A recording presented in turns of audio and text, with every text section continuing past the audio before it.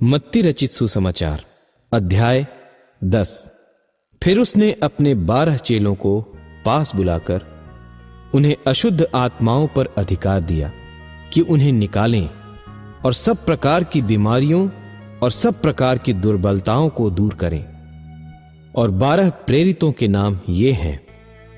पहला शिमोन, जो पतरस कहलाता है, और उसका भाई अंद्रियास, जब्दी का पुत्र याकूब और उसका भाई यूहन्ना, फिलिप्पुस और बरतुल्मै, थोमा और महसूल लेने वाला मत्ती, हल्फै का पुत्र याकूब और तद्दै, शिमोन कनानी और यहूदा इस्कारियोती, जिसने उसे पकड़वा भी दिया। इन 12 को यीशु ने यह आज्ञा देकर भेजा कि अन्य जातियों की ओर न जाना और सामरियों के किसी नगर में प्रवेश न करना, परंतु इस्राएल के घराने ही की खोई हुई भेड़ों के पास जाना। और चलते चलते प्रचार कर कहो कि स्वर्ग का राज्य निकट आ गया है। बीमारों को चंगा करो, मरे हुओं को जिलाओ, कोढ़ियों को शुद्ध करो, दुष्ट आत्माओं को निकालो।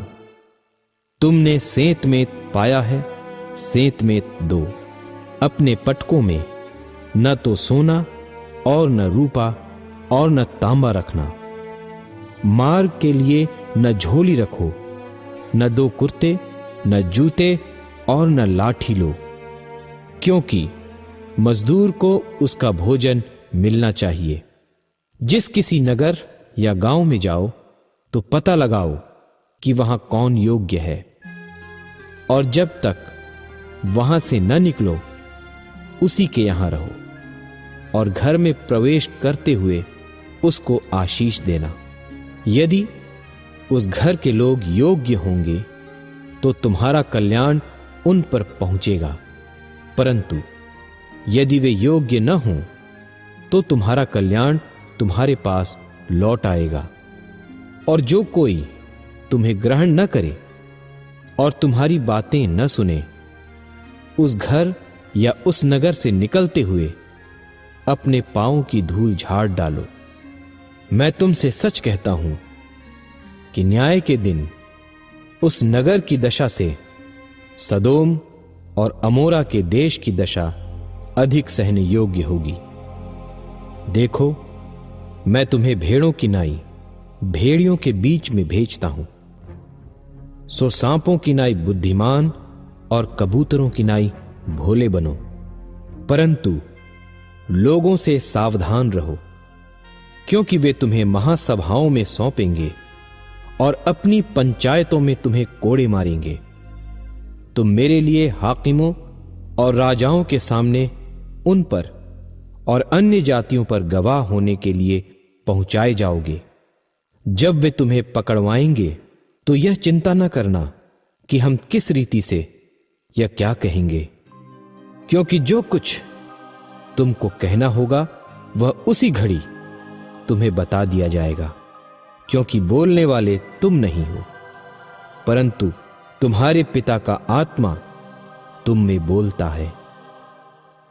भाई भाई को और पिता पुत्र को घात के लिए सौंपेंगे, और लड़के वाले माता पिता के विरोध में उठकर उन्हें मरवा डालेंगे।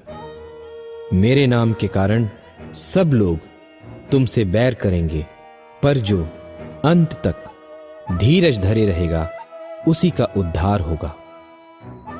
जब वे तुम्हें एक नगर में सताएं तो दूसरे को भाग जाना। मैं तुमसे सच कहता हूं, तुम इस्राएल के सब नगरों में न फिर चुकोगे कि मनुष्य का पुत्र आ जाएगा। चेला अपने गुरु से बड़ा नहीं, और न दास अपने स्वामी से। चेले का गुरु के और दास का स्वामी के बराबर होना ही बहुत है। जब उन्होंने घर के स्वामी को शैतान कहा तो उसके घर वालों को क्यों न कहेंगे। सो उनसे मत डरना, क्योंकि कुछ ढपा नहीं जो खोला न जाएगा, और न कुछ छिपा है जो जाना न जाएगा। जो मैं तुमसे अंधियारे में कहता हूं उसे उजियाले में कहो, और जो कानों कान सुनते हो उसे कोठों पर से प्रचार करो। जो शरीर को घात करते हैं पर आत्मा को घात नहीं कर सकते, उनसे मत डरना, पर उसी से डरो जो आत्मा और शरीर दोनों को नरक में नाश कर सकता है। क्या पैसे में 2 गौरैये नहीं बिकती? तो भी तुम्हारे पिता की इच्छा के बिना उनमें से एक भी भूमि पर नहीं गिर सकती। तुम्हारे सिर के बाल भी सब गिने हुए हैं, इसलिए डरो नहीं, तुम बहुत गौरैयों से बढ़कर हो। जो कोई मनुष्यों के सामने मुझे मान लेगा, उसे मैं भी अपने स्वर्गीय पिता के सामने मान लूंगा। पर जो कोई मनुष्यों के सामने मेरा इनकार करेगा, उससे मैं भी अपने स्वर्गीय पिता के सामने इनकार करूंगा।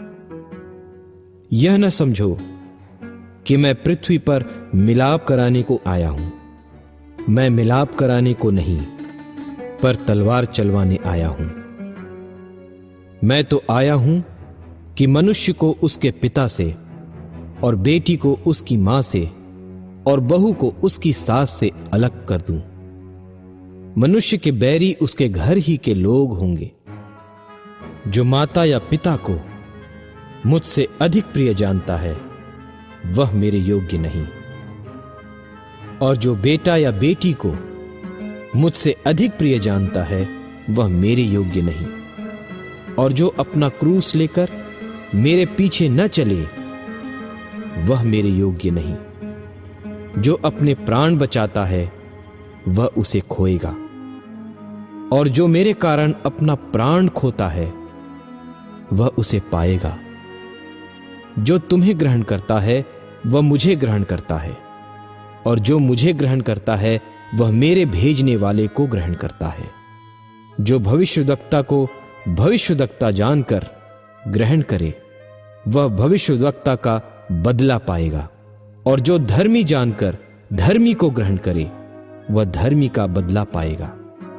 जो कोई इन छोटों में से एक को चेला जानकर केवल 1 कटोरा ठंडा पानी पिलाए, मैं तुमसे सच कहता हूं, वह किसी रीति से अपना प्रतिफल न खोएगा। मत्ती रचित सुसमाचार अध्याय 10। फिर उसने अपने 12 चेलों को पास